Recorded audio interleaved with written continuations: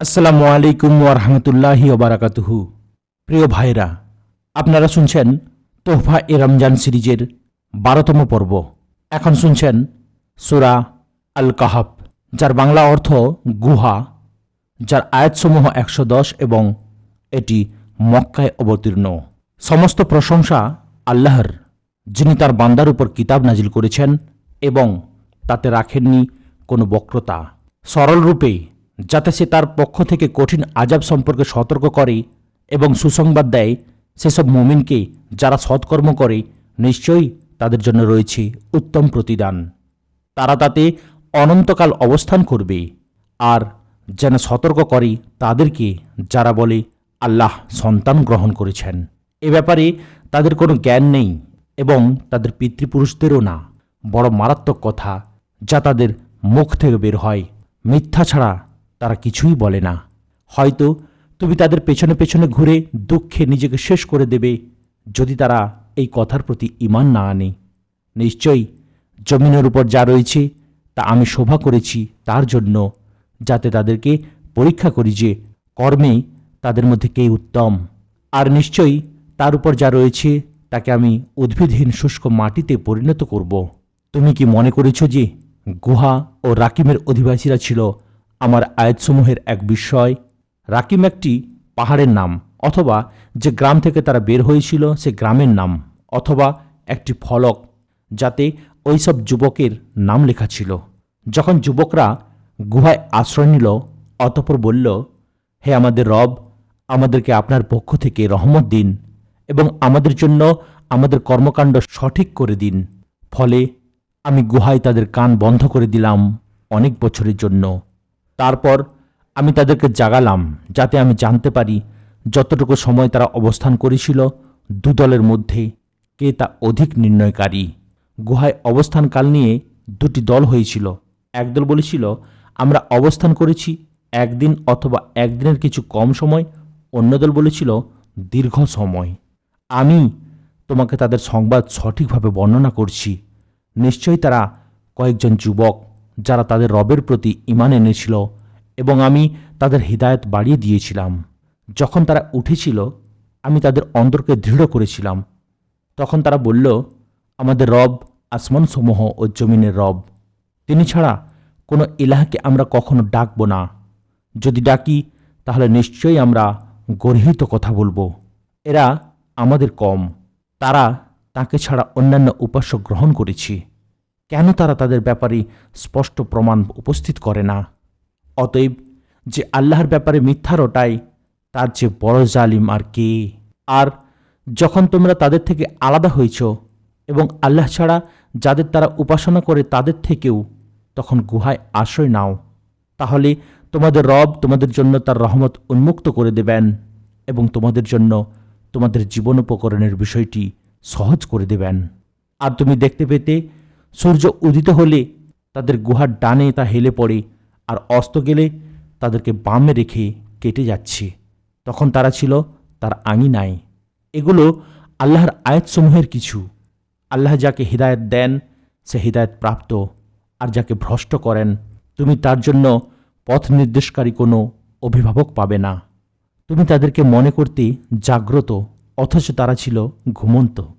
আমি তাদেরকে পাশ পরিবর্তন করাচ্ছি ডানে ও বামে, এবং তাদের কুকুরটি আঙিনায় তার সামনে দুপা বাড়িয়ে আছি। যদি তুমি তাদেরকে উঁকি মেরে দেখতে, তবে নিশ্চয়ই তাদের থেকে পেছনে ফিরে পালিয়ে যেতে এবং অবশ্যই তাদের কারণে ভীষণ ভীত হতে। আর এমনিভাবে আমি তাদেরকে জাগিয়ে তুলেছিলাম যাতে তারা পরস্পর জিজ্ঞাসা করে। তাদের একজন বলল, তোমরা কতক্ষণ অবস্থান করলে? তারা বলল, আমরা একদিন কিংবা একদিনের কিছু অংশ অবস্থান করেছি। তারা বলল, তোমরা কতক্ষণ অবস্থান করেছ সে ব্যাপারে তোমাদের রবই অধিক জানেন।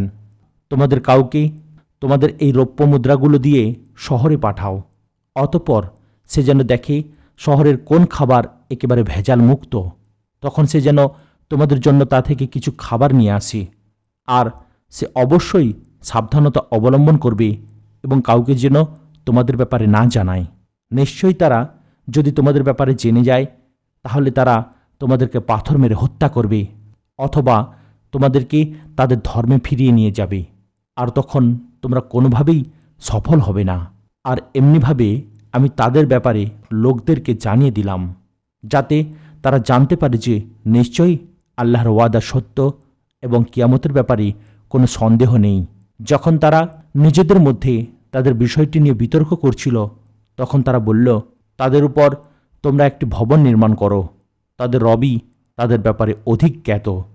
যারা গুহাবাসীদের উপর প্রাধান্য লাভ করেছিল, তারা বলল, আমরা অবশ্যই তাদের উপর একটি মসজিদ নির্মাণ করব। বিতর্ককারীরা বলবে, তারা ছিল 3 জন, চতুর্থ হলো তাদের কুকুর। আর কতক বলবে, তারা ছিল 5 জন, ষষ্ঠ হলো তাদের কুকুর। এসবই অজানা বিষয়ে অনুমান করে। আর কেউ কেউ বলবে, তারা ছিল 7 জন, অষ্টম হলো তাদের কুকুর। বলো, আমার রবই তাদের সংখ্যা সম্পর্কে অধিক জ্ঞাত। কম সংখ্যক লোকই তাদেরকে জানে। সুতরাং স্পষ্ট আলোচনা ছাড়া তুমি তাদের ব্যাপারে বিতর্ক করো না, আর তাদের ব্যাপারে লোকদের মধ্যে কারো কাছে জানতে চেও না। আর কোনো কিছুর ব্যাপারে তুমি মোটেই বলবে না যে নিশ্চয়ই আমি তা আগামীকাল করব। তবে আল্লাহ যদি চান। আর যখন ভুলে যাও, তখন তুমি তোমার রবের জিকির করো এবং বলো, আশা করি আল্লাহ আমাকে এর চেয়েও নিকটবর্তী সত্য পথের হিদায়ত দেবেন। আর তারা তাদের গুহায় অবস্থান করেছে 300 বছর এবং এর সাথে অতিরিক্ত হয়েছিল 9। বলো, তারা যে সময়টুকু অবস্থান করেছিল সে ব্যাপারে আল্লাহই অধিক জানেন। আসমানসমূহ ও জমিনের গায়েবী বিষয় তাঁরই। এ ব্যাপারে তিনিই উত্তম দ্রষ্টা ও উত্তম শ্রোতা। তিনি ছাড়া তাদের কোনো অভিভাবক নেই। তার সিদ্ধান্তে তিনি কাউকে শরিক করেন না। আর তোমার রবের কিতাব থেকে তোমার নিকট যে ওহী পাঠানো হয়, তুমি তার তিলাওয়াত করো। তার বাণীসমূহের কোনো পরিবর্তনকারী নেই এবং তিনি ছাড়া কোনো আশ্রয়স্থল তুমি পাবে না। আর তুমি নিজেকে ধৈর্যশীল রাখো তাদের সাথে, যারা সকাল সন্ধ্যায় তাদের রবকে ডাকে তার সন্তুষ্টির উদ্দেশ্যে এবং দুনিয়ার জীবনের সৌন্দর্য কামনা করে। তোমার দুচোখ যেন তাদের থেকে ঘুরে না যায়। আর ওই ব্যক্তির আনুগত্য করো না, যার অন্তরকে আমি আমার জিকির থেকে গাফেল করে দিয়েছি এবং যে তার প্রবৃত্তির অনুসরণ করেছে এবং যার কর্ম বিনষ্ট হয়েছে। আর বলো, সত্য তোমাদের রবের পক্ষ থেকে। সুতরাং যে ইচ্ছা করে সে যেন ঈমান আনে এবং যে ইচ্ছা করে সে যেন কুফরি করে। নিশ্চয়ই আমি জালিমদের জন্য আগুন প্রস্তুত করেছি, যার প্রাচীরগুলো তাদেরকে বেষ্টন করে রেখেছে। যদি তারা পানি চায়, তবে তাদেরকে দেয়া হবে এমন পানি যা গলিত ধাতুর মতো, যা চেহারাগুলো ঝলসে দেবে। কি নিকৃষ্ট পানীয় আর কি মন্দ বিশ্রামস্থল! নিশ্চয়ই যারা ঈমান এনেছে এবং সৎ কাজ করেছে, নিশ্চয়ই আমি এমন কারো প্রতিদান নষ্ট করব না যে সুকর্ম করেছে। এরাই তারা যাদের জন্য রয়েছে স্থায়ী জান্নাতসমূহ, যার নিচ দিয়ে প্রবাহিত হয় নদীসমূহ। সেখানে তাদেরকে অলঙ্কৃত করা হবে স্বর্ণের চুড়ি দিয়ে এবং তারা পরিধান করবে মিহি ও পুরুশিল্কের সবুজ পোশাক। তারা সেখানে থাকবে আসনে হেলান দিয়ে। কি উত্তম প্রতিদান এবং কি সুন্দর বিশ্রামস্থল! আর তুমি তাদের জন্য একটি দৃষ্টান্ত পেশ করো। 2 ব্যক্তি, তাদের একজনকে আমি 2টি আঙুরের বাগান দিয়েছি এবং উভয় বাগানকে ঘিরে দিয়েছি খেজুর গাছ দ্বারা এবং উভয়ের মাঝখানে রেখেছি শস্য ক্ষেত। উভয় বাগান ফল দিয়েছে, তাতে কিছুই ত্রুটি করেনি এবং আমি উভয়ের মাঝ দিয়ে নদী প্রবাহিত করেছি। আর এতে তার ছিল বিপুল ফল ফলাদি। তাই সে তার সঙ্গীকে কথায় কথায় বলল, সম্পদে আমি তোমার চেয়ে অধিক এবং জনবলেও অনেক শক্তিশালী। আর সে তার বাগানে প্রবেশ করল নিজের প্রতি জুলুমরত অবস্থায়। সে বলল, আমি মনে করি না যে এটি কখনো ধ্বংস হবে, আর আমি মনে করি না যে কিয়ামত সংঘটিত হবে। আর আমাকে যদি ফিরিয়ে নেওয়া হয় আমার রবের কাছে, তবে নিশ্চয়ই আমি এর চেয়ে উত্তম প্রত্যাবর্তন স্থল পাব।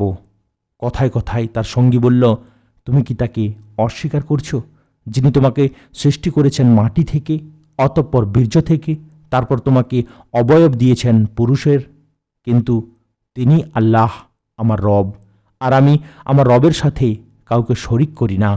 আর যখন তুমি তোমার বাগানে প্রবেশ করলে, তখন কেন তুমি বললে না, মাশা আল্লাহ, আল্লাহর তৌফিক ছাড়া কোনো শক্তি নেই? তুমি যদি দেখো যে আমি সম্পদে ও সন্তানে তোমার চেয়ে কম, তবে আশা করা যায় যে আমার রব আমাকে তোমার বাগানের চেয়ে উত্তম কিছু দান করবেন এবং তার উপর আসমান থেকে বজ্র পাঠাবেন। ফলে তা অনুর্বর উদ্ভিদশূন্য জমিনে পরিণত হবে, কিংবা তার পানি মাটির গভীরে চলে যাবে। ফলে তা তুমি কোনোভাবেই খুঁজে পাবে না। আর বিপর্যয়ে তার ফল ফলাদি ঘিরে ফেলা হলো। ফলে তাতে সে যা ব্যয় করেছিল তার জন্য আক্ষেপে হাত কচলাতে লাগলো এবং সেটি ধ্বংস হয়েছিল তার মাচার উপর। আর সে বলেছিল, হায় আক্ষেপ, আমি যদি আমার রবের সাথে কাউকে শরিক না করতাম। আর আল্লাহ ছাড়া তার এমন কোনো লোকবলও ছিল না যারা তাকে সাহায্য করবে, এবং সে সাহায্যপ্রাপ্তও ছিল না। এখানে অভিভাবকত্ব আল্লাহর, যিনি সত্য, তিনিই প্রতিদানে উত্তম এবং পরিণামে শ্রেষ্ঠ। আর আপনি তাদের জন্য পেশ করুন দুনিয়ার জীবনের উপমা, তা পানির মতো যা আমি আসমান থেকে বর্ষণ করেছি, অতঃপর তার সাথে মিশ্রিত হয় জমিনের উদ্ভিদ। ফলে তা পরিণত হয় এমন শুকনো গুঁড়ায় বাতাস যাকে উড়িয়ে নেয়। আর আল্লাহ সব কিছুর উপর ক্ষমতাবান। সম্পদ ও সন্তান সন্ততি দুনিয়ার জীবনের শোভা, আর স্থায়ী সৎকাজ তোমার রবের নিকট প্রতিদানে উত্তম এবং প্রত্যাশাতেও উত্তম। স্মরণ করো সেদিনের কথা, যেদিন আমি পর্বতকে করব সঞ্চালিত এবং তুমি পৃথিবীকে দেখবে একটি শূন্য প্রান্তর। সেদিন মানুষকে আমি একত্রিত করব এবং তাদের কেহকেও অব্যাহতি দিব না, আর তাদেরকে তোমার রবের সামনে উপস্থিত করা হবে কাতারবদ্ধ করে। আল্লাহ বলবেন, তোমরা আমার কাছে এসেছ তেমনভাবে যেমন আমি তোমাদেরকে প্রথমবার সৃষ্টি করেছিলাম। বরং তোমরা তো ভেবেছিলে আমি তোমাদের জন্য কোনো প্রতিশ্রুত মুহূর্ত রাখিনি, আর আমলনামা রাখা হবে। তখন তুমি অপরাধীদেরকে দেখতে পাবে ভীত, তাতে যা রয়েছে তার কারণে। আর তারা বলবে, হায় ধ্বংস আমাদের! কি হলো এই কিতাবের?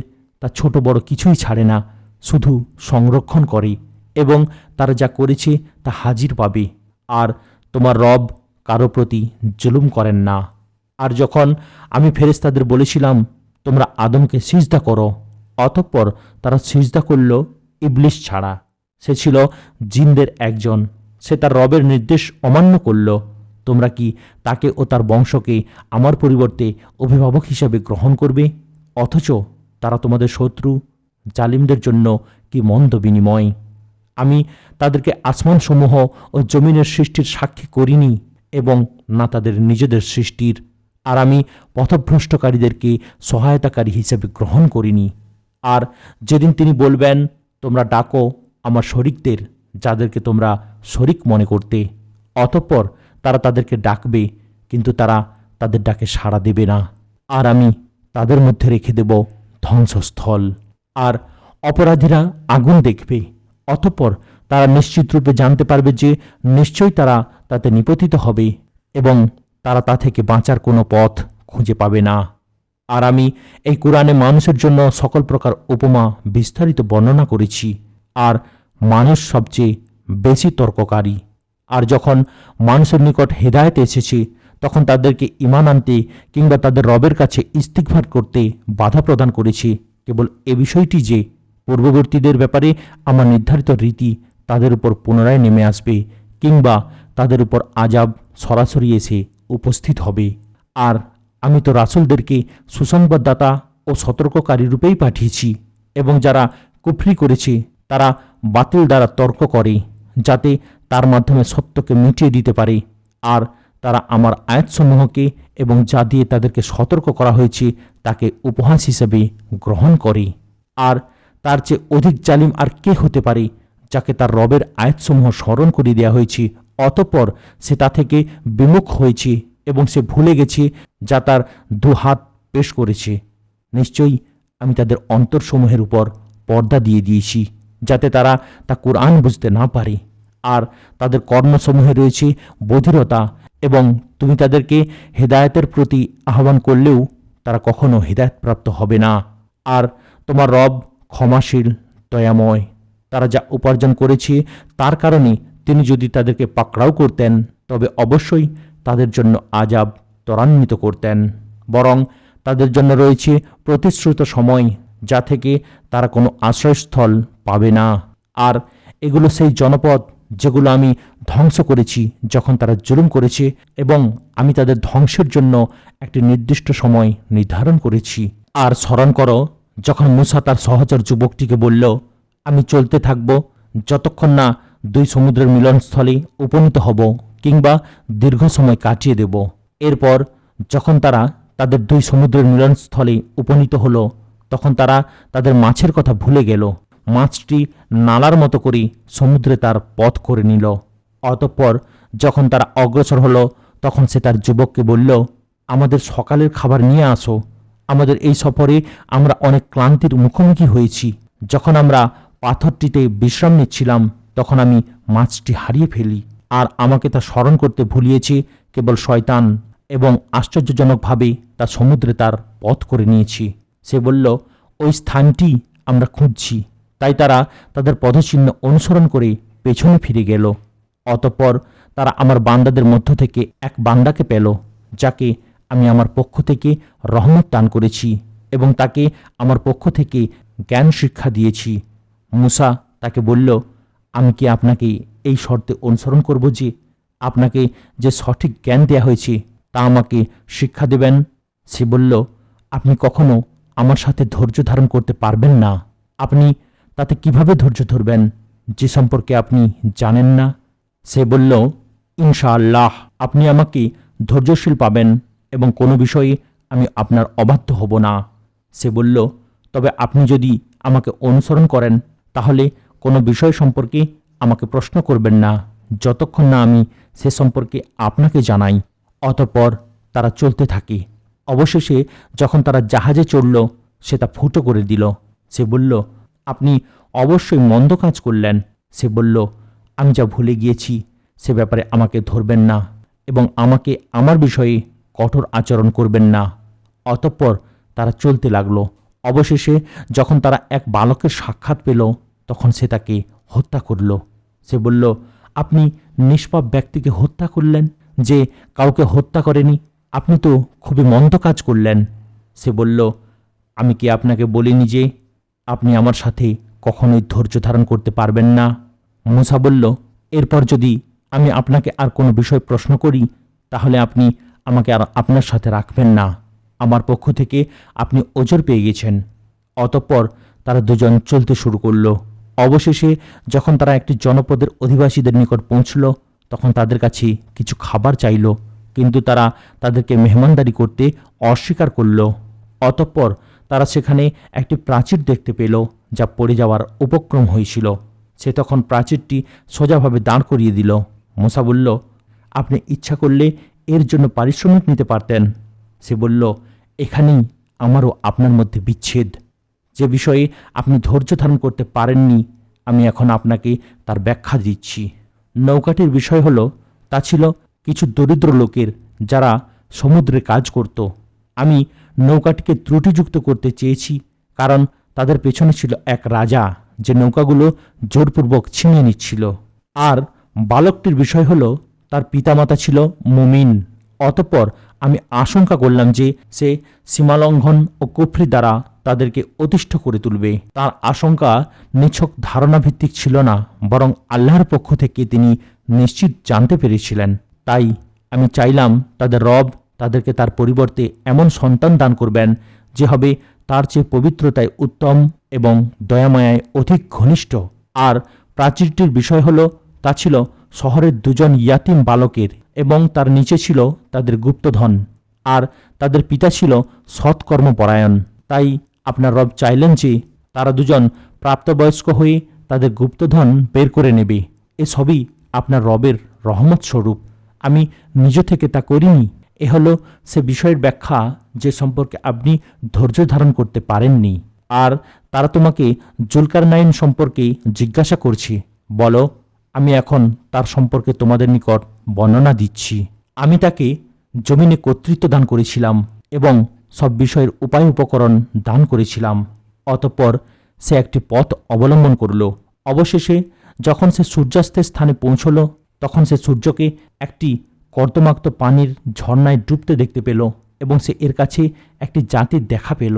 আমি বললাম, হে জুলকারনাইন, তুমি তাদেরকে আযাবও দিতে পারো অথবা তাদের ব্যাপারে সদাচরণও করতে পারো। সে বলল, যে ব্যক্তি জুলুম করবে আমি অচিরেই তাকে শাস্তি দেব, অতঃপর তাকে তার রবের নিকট ফিরিয়ে নেওয়া হবে, তখন তিনি তাকে কঠিন আযাব দেবেন। আর যে ব্যক্তি ঈমান আনবে এবং সৎ কাজ করবে তার জন্য রয়েছে উত্তম পুরস্কার। আর আমি আমার ব্যবহারে তার সাথে নরম কথা বলবো। তারপর সে আরেক পথ অবলম্বন করল। অবশেষে সে যখন সূর্যোদয়ের স্থানে এসে পৌঁছল, তখন সে দেখতে পেল তা এমন এক জাতির উপর উদিত হচ্ছে যাদের জন্য আমি সূর্যের বিপরীতে কোনো আড়ালের ব্যবস্থা করিনি। প্রকৃত ঘটনা এটাই। আর তার নিকট যা ছিল আমি সে সম্পর্কে সম্পূর্ণ অবহিত। তারপর সে আরেক পথ অবলম্বন করল। অবশেষে যখন সে দুই পর্বতের মধ্যবর্তী স্থানে পৌঁছল, তখন সেখানে সে এমন এক জাতিকে পেল যারা তার কথা তেমন একটা বুঝতে পারছিল না। তারা বলল, হে জুলকারনাইন, নিশ্চয়ই ইয়াজুজ ও মাজুজ জমিনে অশান্তি সৃষ্টি করছি, তাই আমরা কি আপনাকে এর জন্য কিছু খরচ দেব যে আপনি আমাদের ও তাদের মধ্যে একটা প্রাচীর নির্মাণ করে দেবেন? সে বলল, আমার রব আমাকে যে সামর্থ্য দিয়েছেন সেটাই উত্তম, সুতরাং তোমরা আমাকে শ্রম দিয়ে সাহায্য করো, আমি তোমাদের ও তাদের মাঝখানে একটি সুদৃঢ় প্রাচীর নির্মাণ করে দেব। তোমরা আমাকে লোহার পাত এনে দাও। অবশেষে যখন সে দু পাহাড়ের মধ্যবর্তী জায়গা সমান করে দিল, তখন সে বলল, তোমরা ফুঁক দিতে থাকো। অতঃপর যখন সে তা আগুনে পরিণত করল, তখন বলল, তোমরা আমাকে কিছু তামা দাও, আমি তা এর উপর ঢেলে দিই। এরপর তারা অর্থাৎ ইয়াজুজ ও মাজুজ প্রাচীরের উপর দিয়ে অতিক্রম করতে পারল না এবং নিচ দিয়েও তা ভেদ করতে পারল না। সে বলল, এটা আমার রবের অনুগ্রহ। অতঃপর যখন আমার রবের ওয়াদাকৃত সময় আসবে, তখন তিনি তা মাটির সাথে মিশিয়ে দেবেন, আর আমার রবের ওয়াদা সত্য। আর সেদিন আমি তাদেরকে এমন অবস্থায় ছেড়ে দেব যে তারা একদল আরেক দলের উপর তরঙ্গমালার মতো আছড়ে পড়বে এবং সিংগায় ফুঁক দেয়া হবে।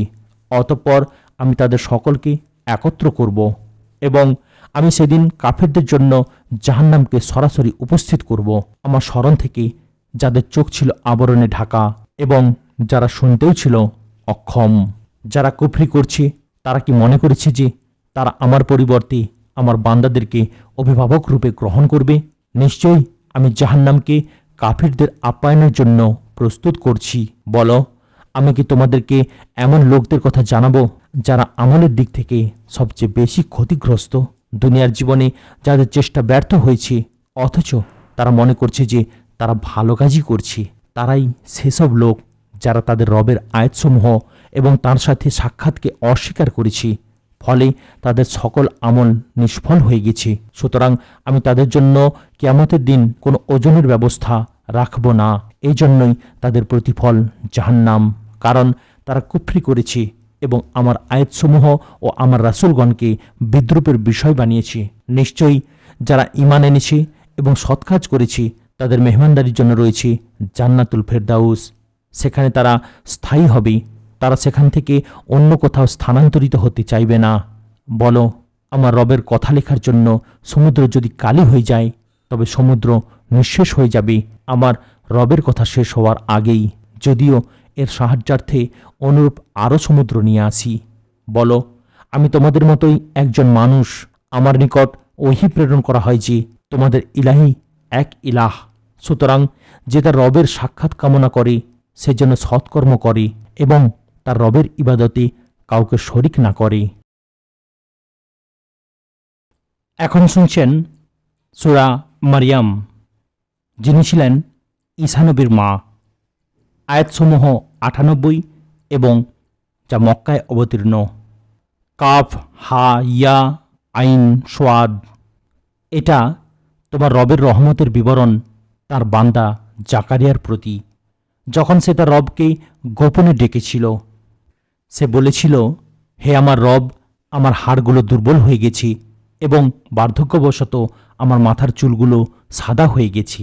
হে আমার রব, আপনার নিকট দোয়া করে আমি কখনো ব্যর্থ হইনি, আর আমার পরে স্বগোত্রীয়দের সম্পর্কে আমি আশঙ্কা বোধ করছি। আমার স্ত্রী তো বন্ধ্যা, অতএব আপনি আমাকে আপনার পক্ষ থেকে একজন উত্তরাধিকারী দান করুন, যে আমার উত্তরাধিকারী হবে এবং ইয়াকুবের বংশের উত্তরাধিকারী হবে। হে আমার রব, আপনি তাকে পছন্দনীয় বানিয়ে দিন। আল্লাহ বললেন, হে জাকারিয়া, আমি তোমাকে একটি পুত্র সন্তানের সুসংবাদ দিচ্ছি। তার নাম ইয়াহিয়া। ইতিপূর্বে কাউকে আমি এ নাম দিইনি। সে বলল, হে আমার রব, কিভাবে আমার পুত্র সন্তান হবে? আমার স্ত্রী তো বন্ধ্যা, আর আমিও তো বার্ধক্যের শেষ পর্যায়ে পৌঁছে গিয়েছি। সে অর্থাৎ ফেরেশতা বলল, এভাবেই তোমার রব বলেছেন, এটা আমার জন্য সহজ। আমি তো ইতপূর্বে তোমাকে সৃষ্টি করেছি, তখন তুমি কিছুই ছিলে না। সে বলল, হে আমার রব, আমার জন্য একটি নিদর্শন ঠিক করে দিন। তিনি বললেন, তোমার জন্য এটাই নিদর্শন যে তুমি সুস্থ থেকেও 3 রাত কারো সাথে কথা বলবে না। অতঃপর সে মেহরাব হতে বেরিয়ে তার লোকদের সামনে আসলো এবং ইশারায় তাদেরকে বলল যে, তোমরা সকাল ও সন্ধ্যায় তাসবিহ পাঠ করো। হে ইয়াহিয়া, তুমি কিতাবটিকে দৃঢ়ভাবে আঁকড়ে ধরো। আমি তাকে শৈশবের প্রজ্ঞা দান করেছি। এখানে হুকুম বলতে হিকমত বা প্রজ্ঞা বোঝানো হয়েছে। কারো মতে তা হল ইলম ও আমল।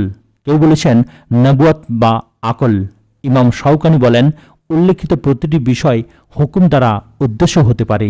আর আমার পক্ষ থেকে তাকে স্নেহ, মমতা ও পবিত্রতা দান করেছি এবং সে মুত্তাকি ছিল। আর সে ছিল তার পিতামাতার সাথে সদাচারী, আর ছিল না অহংকারী, অবাধ্য। আর তার উপর শান্তি যেদিন সে জন্মেছে এবং যেদিন সে মারা যাবে, আর যেদিন তাকে জীবিত অবস্থায় উঠানো হবে। আর স্মরণ করো এই কিতাবে মারিয়ামকে, যখন সে তার পরিবারবর্গ থেকে পৃথক হয়ে পূর্ব দিকের কোনো এক স্থানে চলে গেল, আর সে তাদের নিকট থেকে নিজেকে আড়াল করল। তখন আমি তার নিকট আমার রূহ অর্থাৎ জিবরিলকে প্রেরণ করলাম। অতঃপর সে তার সামনে পূর্ণ মানবের রূপ ধারণ করল। মারিয়াম বলল, আমি তোমার থেকে পরম করুণাময়ের আশ্রয় চাচ্ছি, যদি তুমি মুত্তাকি হও। সে বলল, আমি তো কেবল তোমার রবের বার্তাবাহক, তোমাকে একজন পবিত্র পুত্র সন্তান দান করার জন্য এসেছি। মারিয়াম বলল, কিভাবে আমার পুত্র সন্তান হবে, অথচ কোনো মানুষ আমাকে স্পর্শ করেনি, আর আমি তো ব্যভিচারিণীও নই। সে বলল, এভাবেই তোমার রব বলেছেন, এটা আমার জন্য সহজ। আর যেন আমি তাকে করে দিই মানুষের জন্য নিদর্শন এবং আমার পক্ষ থেকে রহমত। আর এটি একটি সিদ্ধান্তকৃত বিষয়। তারপর সে তাকে গর্ভে ধারণ করল এবং তা নিয়ে দূরবর্তী একটি স্থানে চলে গেল। অতঃপর প্রসব বেদনা তাকে খেজুর গাছের কাণ্ডের কাছে নিয়ে এলো। সে বলল, হায়, এর আগেই যদি আমি মরে যেতাম এবং সম্পূর্ণরূপে বিস্তৃত হতাম। তখন তার নিচ থেকে সে তাকে ডেকে বলল যে, তুমি চিন্তা করো না, তোমার রব তোমার নিচে একটি ঝর্ণা সৃষ্টি করেছেন। আর তুমি খেজুর গাছের কাণ্ড ধরে তোমার দিকে নাড়া দাও, তাহলে তা তোমার উপর তাজা পাকা খেজুর ফেলবে।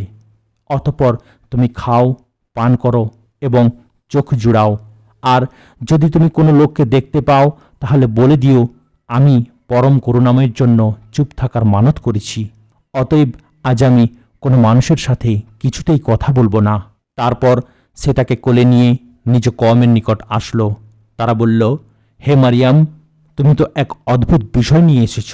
হে হারুনের বোন, তোমার পিতা তো খারাপ লোক ছিল না, আর তোমার মাও ছিল না ব্যভিচারিণী। তখন সে শিশুটির দিকে ইশারা করল। তারা বলল, যে কোলের শিশু, আমরা কিভাবে তার সাথে কথা বলবো? শিশুটি বলল, আমি তো আল্লাহর বান্দা। তিনি আমাকে কিতাব দিয়েছেন এবং আমাকে নবী বানিয়েছেন। আর যেখানেই আমি থাকি না কেন, তিনি আমাকে বরকতময় করেছেন এবং যতদিন আমি জীবিত থাকি, তিনি আমাকে সালাত ও জাকাত আদায় করতে আদেশ করেছেন। আর আমাকে মায়ের প্রতি অনুগত করেছেন এবং তিনি আমাকে অহংকারী, অবাধ্য করেননি। আর আমার উপর শান্তি যেদিন আমি জন্মেছি এবং যেদিন আমি মারা যাব, আর যেদিন আমাকে জীবিত অবস্থায় উঠানো হবে। এই হচ্ছে মারিয়াম পুত্র ঈসা। এটাই সঠিক বক্তব্য, যে বিষয়ে লোকেরা সন্দেহ পোষণ করছে। সন্তান গ্রহণ করা আল্লাহর কাজ নয়। তিনি পবিত্র, মহান। তিনি যখন কোনো বিষয়ের সিদ্ধান্ত গ্রহণ করেন, তখন তদুদ্দেশ্যে শুধু বলেন, হও, অমনি তা হয়ে যায়। আর নিশ্চয়ই আল্লাহ আমার রব এবং তোমাদের রব, সুতরাং তোমরা তাঁর ইবাদত করো, এটাই সরল পথ। এরপর তাদের মধ্য থেকে বিভিন্ন দল মতভেদ করল। কাজেই মহাদিবস প্রত্যক্ষকালে কাফিরদের ধ্বংস অনিবার্য। যেদিন তারা আমার কাছে আসবে সেদিন তারা কতই না স্পষ্টভাবে শুনতে পাবে এবং দেখতে পাবে, কিন্তু জালিমরা আজ স্পষ্ট ভ্রষ্টতার মধ্যে রয়েছে। আর তাদেরকে সতর্ক করে দাও পরিতাপ দিবস সম্পর্কে, যখন সব বিষয়ের চূড়ান্ত সিদ্ধান্ত হয়ে যাবে, অথচ তারা রয়েছে উদাসীনতায় বিভোর এবং তারা ঈমান আনছে না। নিশ্চয়ই আমি জমিন ও এর উপরে যা রয়েছে তার চূড়ান্ত মালিক হব এবং আমারই নিকট তাদের ফিরিয়ে আনা হবে। চূড়ান্ত ওয়ারিস বলতে বোঝানো হয়েছে চূড়ান্ত মালিক, অর্থাৎ সব কিছু ধ্বংস হয়ে যাওয়ার পর একমাত্র আল্লাহই থাকবেন এবং সব কিছু থাকবে তাঁর মালিকাধীন। আর স্মরণ করো এই কিতাবে ইব্রাহিমকে, নিশ্চয়ই সে ছিল পরম সত্যবাদী নবী। যখন সে তার পিতাকে বলল, হে আমার পিতা, তুমি কেন তার ইবাদত করো যে না শুনতে পায়, না দেখতে পায় এবং না তোমার কোনো উপকারে আসতে পারে? হে আমার পিতা, আমার কাছে এমন জ্ঞান এসেছে যা তোমার কাছে আসেনি, সুতরাং আমার অনুসরণ করো, তাহলে আমি তোমাকে সঠিক পথ দেখাবো। হে আমার পিতা, তুমি শয়তানের ইবাদত করো না, নিশ্চয়ই শয়তান হল পরম করুণাময়ের অবাধ্য। হে আমার পিতা, আমি আশঙ্কা করছি যে পরম করুণাময়ের পক্ষ থেকে তোমাকে আযাব স্পর্শ করবে, ফলে তুমি শয়তানের সঙ্গী হয়ে যাবে। সে বলল, হে ইব্রাহিম, তুমি কি আমার উপাস্যদের থেকে বিমুখ? যদি তুমি বিরত না হও তবে অবশ্যই আমি তোমাকে পাথর মেরে হত্যা করব, আর তুমি চিরতরে আমাকে ছেড়ে যাও। ইবনে আব্বাসের মতে এ আয়াতের অর্থ হল, তুমি আমার কাছ থেকে নিরাপদে সরে যাও। কেউ কেউ এ আয়াতের অর্থে বলেছেন তুমি আমার সাথে দীর্ঘ সময়ের জন্য কথা বলবে না। আর তাফসির আল মুয়াস্সার, ইব্রাহিম বলল, তোমার প্রতি সালাম, আমি আমার রবের কাছে তোমার জন্য ক্ষমা চাইব, নিশ্চয়ই তিনি আমার প্রতি বড়ই অনুগ্রহশীল। আর আমি তোমাদের ও আল্লাহ ছাড়া যাদের ইবাদত তোমরা করো তাদের পরিত্যাগ করছি এবং আমি আমার রবের ইবাদত করছি। আশা করি আমার রবের ইবাদত করে আমি ব্যর্থ হব না।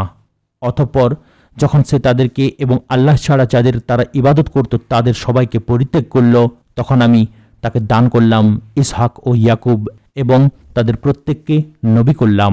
আর আমি তাদেরকে আমার অনুগ্রহ দান করলাম আর তাদের সুনাম সুখ্যাতিকে সমুচ্চ করলাম। আর স্মরণ করো এই কিতাবে মূসাকে, অবশ্যই সে ছিল মনোনীত এবং সে ছিল রাসূল নবী। আমি তাকে তুর পর্বতের ডান দিক থেকে ডেকেছিলাম এবং অন্তরঙ্গ আলাপের উদ্দেশ্যে তাকে আমার নিকটবর্তী করেছিলাম। আর আমি স্বীয় অনুগ্রহী তার জন্য তার ভাই হারুনকে নবীরূপে দান করলাম। আর স্মরণ করো এই কিতাবে ইসমাইলকে, যে ছিল সত্যিকারের ওয়াদা পালনকারী এবং সে ছিল রাসূল নবী। আর সে তার পরিবার পরিজনকে সালাত ও জাকাতের নির্দেশ দিত এবং সে ছিল তার রবের সন্তোষপ্রাপ্ত। আর স্মরণ করো এই কিতাবে ইদ্রিসকে, সে ছিল পরম সত্যনিষ্ঠ নবী। আর আমি তাকে উচ্চ মর্যাদায় সমুন্নত করেছিলাম। এরাই সেসব নবী আদম সন্তানের মধ্য থেকে যাদের উপর আল্লাহ অনুগ্রহ করেছেন এবং যাদের আমি নূহের সাথে নৌকায় আরোহণ করিয়েছিলাম। আর ইব্রাহিম ও ইসরায়েলের বংশোদ্ভূত এবং যাদেরকে আমি পথ প্রদর্শন করেছিলাম ও মনোনীত করেছিলাম, যখন তাদের কাছে পরম করুণাময়ের আয়াতসমূহ পাঠ করা হতো, তারা কাঁদতে কাঁদতে সিজদায় লুটিয়ে পড়ত। তাদের পরে আসলো এমন এক অসৎ বংশধর যারা সালাত বিনষ্ট করল এবং কুপ্রবৃত্তির অনুসরণ করল, সুতরাং শীঘ্রই তারা জাহান্নামের শাস্তি প্রত্যক্ষ করবে। তবে তারা নয় যারা তাওবা করেছে, ঈমান এনেছে এবং সৎকর্ম করেছে, তারাই জান্নাতে প্রবেশ করবে এবং তাদের প্রতি কোনো জুলুম করা হবে না। তা চিরস্থায়ী জান্নাত, যার ওয়াদা পরম করুণাময় তার বান্দাদের দিয়েছেন গায়েবের সাথে। নিশ্চয়ই তার ওয়াদাকৃত বিষয় অবশ্যম্ভাবী। তারা সেখানে শান্তি ছাড়া কোনো অর্থহীন কথা শুনবে না এবং সেখানে সকাল সন্ধ্যায় তাদের জন্য থাকবে তাদের রিজক। সেই জান্নাত আমি যার উত্তরাধিকারী বানাবো আমার বান্দাদের মধ্যে তাদেরকে যারা মুত্তাকি। জিবরিল বলল, আর আমরা আপনার রবের নির্দেশ ছাড়া অবতরণ করি না। যা আমাদের সামনে আছে আর যা আছে আমাদের পিছনে এবং যা রয়েছে এতদুভয়ের মধ্যে, সব তাঁরই মালিকানাধীন। আর আপনার রব ভুলে যান না। তিনি আসমানসমূহ, জমিন ও এতদ্ভয়ের মধ্যে যা আছে তার রব। সুতরাং তার ইবাদত করো এবং তারই ইবাদাতে ধৈর্যশীল থাকো। তুমি কি তার সমতুল্য কাউকে জানো? আর মানুষ বলে, আমার মৃত্যু হলে আমাকে কি জীবিত অবস্থায় উত্থিত করা হবে? মানুষ কি স্মরণ করে না যে আমি তাকে পূর্বে সৃষ্টি করেছি, অথচ সে কিছুই ছিল না? অতঃপর তোমার রবের কসম, আমি অবশ্যই তাদেরকে ও শয়তানদেরকে সমবেত করব। অতঃপর জাহান্নামের চারপাশে নতজানু অবস্থায় তাদেরকে হাজির করব। তারপর প্রত্যেক দল থেকে পরম করুণাময়ের বিরুদ্ধে সর্বাধিক অবাধ্যকে আমি টেনে বের করবই। উপরন্তু আমি সর্বাধিক ভালো জানি তাদের সম্পর্কে যারা জাহান্নামে দগ্ধীভূত হবার অধিকতর যোগ্য। আর তোমাদের প্রত্যেককেই তা অতিক্রম করতে হবে। এটি তোমার রবের চূড়ান্ত সিদ্ধান্ত। তারপর আমি এদেরকে মুক্তি দেব যারা তাকওয়া অবলম্বন করেছে, আর জালিমদেরকে আমি সেখানে রেখে দেব নতজানু অবস্থায়। আর যখন তাদের কাছে আমার আয়াতসমূহ সুস্পষ্টরূপে